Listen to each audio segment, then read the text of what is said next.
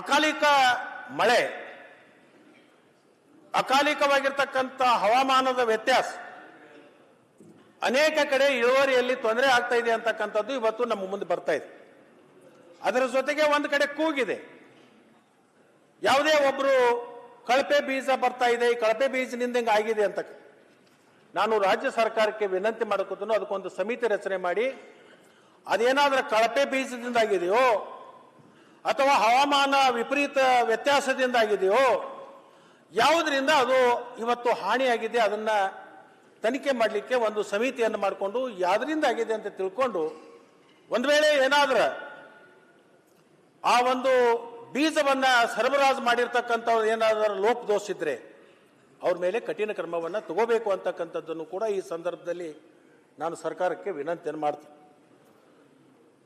ಅದರ ಜೊತೆಗೆ ಅಧ್ಯಕ್ಷರೇ, ಬಹಳ ಪ್ರಮುಖವಾಗಿರ್ತಕ್ಕಂಥದ್ದು ಕೃಷ್ಣ ಮೇಲ್ದಂಡೆ ಯೋಜನೆ. ಇವತ್ತು ಅನೇಕ ಜನ ಮಾತಾಡಿದ್ದಾರೆ, ಅದ್ರ ಬಗ್ಗೆ ಸವಿಸ್ತಾರ ನಾನು ಮಾತಾಡ್ಲಿಕ್ಕೆ ಹೋಗುದಿಲ್ಲ. ಅಲ್ಲಿ ಒಂದು ಸಣ್ಣ ಕೊರತೆ ಆಗ್ತದೆ. ಕೃಷ್ಣಾ ನದಿ ಪ್ರತಿ ವರ್ಷ ಮಹಾಪೂರ್ ಬರುತ್ತೆ. ಮಹಾಪೂರ್ ಬಂದಂತ ಸಂದರ್ಭದಲ್ಲಿ ಅನೇಕ ನಮ್ಮ ಗ್ರಾಮಗಳು, ನೂರಾರು ಗ್ರಾಮಗಳು ಮುಳುಗಡೆಯಾಗಿ ಸಮಸ್ಯೆಯನ್ನು ಎದುರಿಸ್ತಾವೆ. ಅವಕ್ಕೆ ಪುನರ್ವಸತಿ ಕೇಂದ್ರಗಳು ಮಾಡಬೇಕಾಗಿದೆ. ಅದರ ಸರ್ಕಾರ ಒಂದು ಹೆಜ್ಜೆ ಇಟ್ಟಿದೆ, ಅದನ್ನು ಸ್ವಾಗತ ಮಾಡ್ತೀನಿ. ಅದನ್ನು ನಾವು ಮಾಡುವಂತ ಕೆಲಸ ಮಾಡ್ತೀವಿ. ಆದರೆ ಇದೇ ಕೃಷ್ಣಾ ನದಿ ಬೇಸಿಗೆ ಕಾಲದಲ್ಲಿ ಮಹಾರಾಷ್ಟ್ರದ ಗಡಿಯಿಂದ ಹಿಡ್ಕೊಂಡು ಅದು ಚಿಕ್ಕಲಿಗಿ ಬ್ಯಾರೇಜ್ವರೆಗೆ ನದಿ ಬತ್ತಿ ಹೋಗಿಬಿಡುತ್ತೆ. ನದಿ ಬತ್ತಿ ಹೋಗಿ ಇವತ್ತು ಬೇಸಿಗೆ ಕಾಲದಲ್ಲಿ ನಮಗೆ ಬಹಳಷ್ಟು ತೊಂದರೆ ಆಗುತ್ತೆ.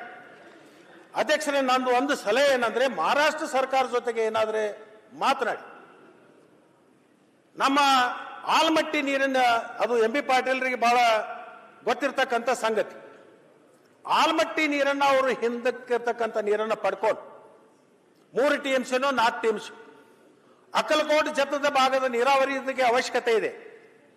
ಇಲ್ಲಿದೊಂದು 3 ಅಥವಾ 4 TMC ನೀರನ್ನ ಮಹಾರಾಷ್ಟ್ರ ಕೊಟ್ಟು, ಮಹಾರಾಷ್ಟ್ರದಿಂದ ನಮ್ಮ ಕೊಯ್ನಾ ಇರಬಹುದು, ಬೇರೆ ಬೇರೆ ಡ್ಯಾಮ್ಗಳಿದಾವೆ. ಕೃಷ್ಣಾ ನದಿ 7 ನದಿಗಳು ಸೇರ್ತಾವೆ ಅಧ್ಯಕ್ಷ. ಅನೇಕ ಕಡೆ ಅವರು ಡ್ಯಾಮ್ಗಳನ್ನು ಕಟ್ಟಿದ್ದಾರೆ.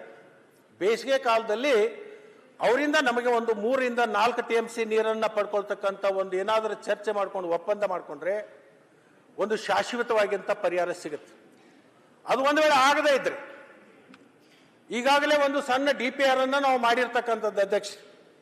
350 ಕೋಟಿ ಆಲ್ಮಟ್ಟಿ ಹಿನ್ನೀರಿನ ಬೇಸಿಗೆ ಕಾಲದಲ್ಲಿ ಇರ್ತಕ್ಕಂಥ ನೀರನ್ನ ನಾವು ಪಡ್ಕೊಂಡು ಅದನ್ನ ಹಿಪ್ಪರಿಗಿ ಬ್ಯಾರೇಜ್ ಡ್ಯಾಮ್ಗಳಲ್ಲಿ ತಂದು ಬಿಟ್ರೆ, ಅದರಿಂದ ಈ ಭಾಗದ ಮಹಾರಾಷ್ಟ್ರದಿಂದ ಏನು ಗಡಿವರೆಗೆ ಇರ್ತಕ್ಕಂಥ ನಮ್ಮ ಹಳ್ಳಿಗಳಿದಾವೆ, ಕುಡಿ ನೀರಿನ ಸಮಸ್ಯೆ, ದನಕರಗಳ ಸಮಸ್ಯೆ, ಬೆಳೆದಿರ್ತಕ್ಕಂಥ ಬೆಳೆ ಹಾಳಾಗಲಾರ್ದೆ ಅದು ಕೂಡ ಕ್ಲಾರಿಫೈ. ಈಗ ಅವರು ಏನು ಈ ಗಡಿ ಕನ್ನಡಿಗರಿದ್ದಾರೆ, ಜತ್ ತಾಲೂಕ ನನ್ನ ಮತಕ್ಷೇತ್ರ ಇದಾವೆ.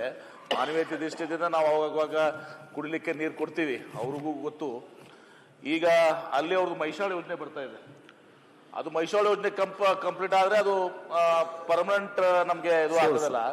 ಅವ್ರು ಹೇಳೋದ್ರಲ್ಲಿ ಅರ್ಥ ಇರೋದೇ, ಬೇಸಿಗೆ ಕಾಲದಲ್ಲಿ ಅವ್ರು ನಮ್ಗೆ ಪ್ರತಿ ಸಲ ನಾವು ಹೋಗಿ ಮಹಾರಾಷ್ಟ್ರಕ್ಕೆ ಹೋಗಿ ನೀರು ಬಿಡಿ ಅಂತ ಹೇಳಿ ಹೋಗಿ ಡೆಲಿಗೇಷನ್ ತಗೊಂಡು ಹೋಗಿ ಮುಖ್ಯಮಂತ್ರಿಗಳ ಕಡೆ ಫೋನ್ ಮಾಡಿಸಿ ನೀರಾವರಿ ಸಚಿವರು, ಇನ್ನಿತರ ಸಚಿವರೆಲ್ಲ ಕೂಡಿ ಶಾಸಕರು ಕೂಡ ಹೋಗುವಂಥದ್ದು. ಬೇಸಿಗೆಯಲ್ಲಿ ಅವ್ರು ಕೊಟ್ರೆ ನಾವು ಅವರಿಗೆ ಇಲ್ಲಿ ಮಳೆಗಾಲದಲ್ಲಿ ಇದು ಕೊಡ್ತೀವಿ. ಮತ್ತು ನಮ್ದು ಏನೋ ಒಂದು ಸಿಸ್ಟಮ್ ಇದೆ, ಯಾಕಂದ್ರೆ ಆ ಇನ್ಫ್ರಾಸ್ಟ್ರಕ್ಚರ್ ಕ್ರಿಯೇಟ್ ಮಾಡೋಕ್ಕಾಗಲ್ಲ. ನಾವು ಸುಮಾರು 3600 ಕೋಟಿ ರೂಪಾಯಿ ಕೊಟ್ಟು ನಂದೇ ಮತಕ್ಷೇತ್ರದಲ್ಲಿರುವಂಥ ತುಪ್ಚಿ ಬಬಲೇಶ್ವರ ಏತ್ ನೀರಾವರಿಯಲ್ಲಿ ಆ ಸಿಸ್ಟಮ್ ಅವರು ಯೂಸ್ ಮಾಡ್ಕೊಳ್ಳೋಕೆ ಸಾಧ್ಯ ಆಗ್ತದೆ. ಅವರು ಮೈಸಾಳ ಯೋಜನೆ 40 ವರ್ಷ ಆಯಿತು, ಅದನ್ನ ಮಾಡ್ತೀವಿ, ನೀರು ಬರ್ತದೆ ಅಂತ ಹೇಳ್ತಾ ಇದ್ದಾರೆ, ಅದು ಬರ್ತಾ ಇಲ್ಲ ಅವ್ರಲ್ಲಿ. ಹೀಗಾಗಿ ಅದನ್ನೊಂದು ಶಾಶ್ವತವಾದಂಥ ಪರಿಹಾರ ಗಡಿ ನಮ್ಮ ಕನ್ನಡಿಗರಿದ್ದಾರೆ ಎಲ್ಲರೂ ಅಲ್ಲಿ ಗಡಿ ಭಾಗ, ಜತ್ತು, ಸಂಕು, ಅವ್ರಿಗೆಲ್ಲ ಗೊತ್ತು, ನನಗೂ ಗೊತ್ತು, ಅವ್ರಿಗೂ ತಿಕ್ಕುಂಡಿ ಎಲ್ಲ ಗ್ರಾಮಕ್ಕೆ. ಅದು ಒಂದು ಪರಿಹಾರ ಆಗ್ಲಿಕ್ಕೆ ಕೂಡ ಸೂಕ್ತ ಆಗ್ತದೆ ಅಲ್ಲಿ. ಅಧ್ಯಕ್ಷರೇ, ನಂದು 5-10 ನಿಮಿಷ ಬಿಡ್ತೀನಿ. ನಿಮ್ ಕಡೆ ಮಾಡಬೇಡಿ, ಒಂದು 5-10 ನಿಮಿಷ ಮುಗಿಸ್ಬಿಡ್ತೀನಿ. 115 ಆಯ್ತು, 125 ಅಲ್ಲಿ ನನಗೂ ಅಲ್ಲಿ ಕಾಣಿಸ್ತೆ. ಅಧ್ಯಕ್ಷರೇ, ಇನ್ನು ಉಳಿದಿರ್ತಕ್ಕಂಥದ್ದು ಈ ಭಾಗದಲ್ಲಿ ಏನು ನಾವು ರೈತರು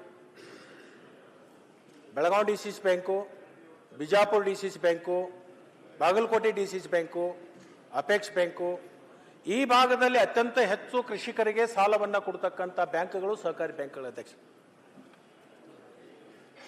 ಈ ಎಲ್ಲಾ ಬ್ಯಾಂಕ್ಗಳು ರಾಯಚೂರು ಕೂಡ ಹಿಡ್ಕೊಂಡು ಅನೇಕ DCC ಬ್ಯಾಂಕ್ಗಳ ಮುಖಾಂತರ ರೈತರಿಗೆ ಬೆಳೆ ಸಾಲವನ್ನು ಕೊಡ್ತೀವಿ ಅಧ್ಯಕ್ಷ. ಈ ಬೆಳೆ ಸಾಲ ನಾವು ಯಾವ ರೀತಿ ಕೊಡ್ತೀವಿ ಅಂದ್ರೆ ಬಡ್ಡಿ ರಹಿತವಾಗಿರ್ತಕ್ಕಂಥ ಸಾಲವನ್ನು ಕೊಡ್ತೀವಿ. ರೈತರಿಗೆ ಬಹಳ ದೊಡ್ಡ ಅದೊಂದು ಸಹಾಯ ಆಗ್ತಕ್ಕಂಥ ಯೋಜನೆ. ಬಡ್ಡಿ ರಹಿತ ಸಾಲವನ್ನು ಪಡ್ಕೊಳ್ತಕ್ಕಂಥ ಬಹುತೇಕ ಅತಿ ಹೆಚ್ಚು ಅದರ ಲಾಭವನ್ನು ಪಡ್ಕೊಂಡಿರ್ತಕ್ಕಂಥದ್ದು ಕರ್ನಾಟಕದಲ್ಲಿ ಇರ್ತಕ್ಕಂಥ, ಅದರಲ್ಲಿ ವಿಶೇಷವಾಗಿ ಉತ್ತರ ಕರ್ನಾಟಕದ ಜನ.